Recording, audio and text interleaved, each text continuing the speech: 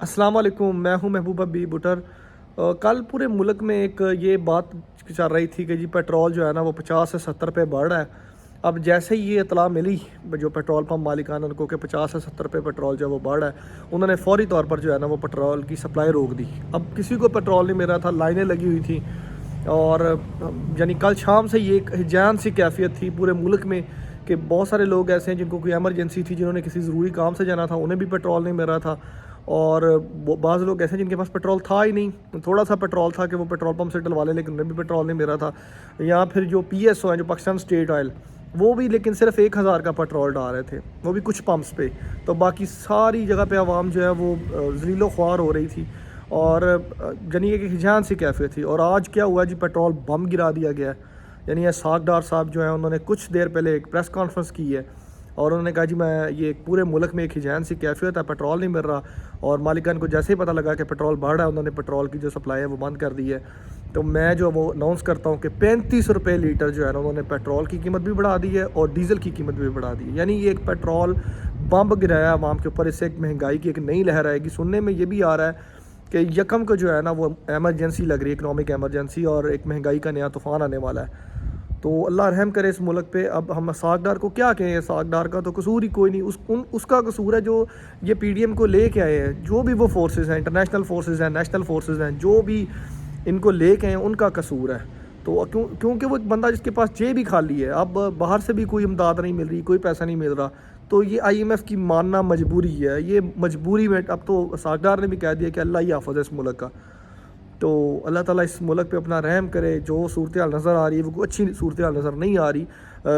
بعض لوگ تو جو معاشی جو تجزیہ کار ہیں، جو اکنامک انالسٹ ہیں، وہ یہی کہہ رہے ہیں کہ جو ملک ہے آپ کا وہ ڈیفالٹ ہو چکا ہے، اناؤنسمنٹ ہونا باقی ہے، اناؤنس نہیں کر رہے، یہ ملک ڈیفالٹ ہو گیا ہے۔ تو ایک اچھا بلا ملک چل رہا تھا۔ لاسٹ جو گورنمنٹ تھی، عمران خان کی گورنمنٹ، میں کسی سیاسی جماعت سے میرا تعلق نہیں ہے، لیکن نیوٹرل ہو کے میں آپ کو یہ تجزیہ کر رہا ہوں کہ عمران خان کے دور میں ملک اچھا چل رہا تھا، اکنامک جو ہماری سچویشن تھی وہ اچھی تھی، اسٹیبل ہو رہے تھے حالات۔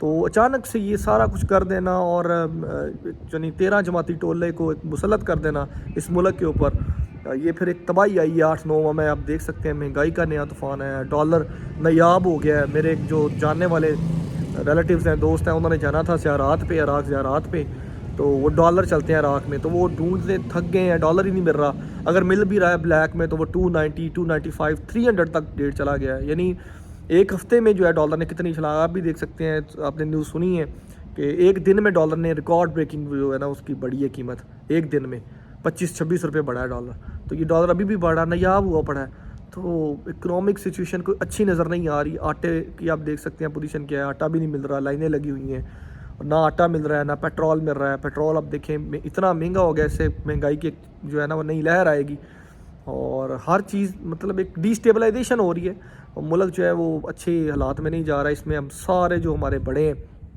خاص طور پہ ہماری اسٹیبلشمنٹ، آرمی، اور جتنے جو بڑے سیاستدان ہیں، ان کو اکٹھے بیٹھنا چاہیے اور سوچنا چاہیے، اور کچھ نہیں، اپنے ملک کا سوچیں کہ خدا را یہ جو ملک ہے یہ ہم نے ایک اسلام کے نام پہ لیا تھا، تو یہاں پہ ہماری عوام کو بھی چاہیے۔ دیکھیں نا، اگر گورنمنٹ نے کہہ دیا پیٹرول چلے بڑھانا ہے، تو کم از کم اب سپلائی تو بند نہ کریں، سپلائی تو دیں۔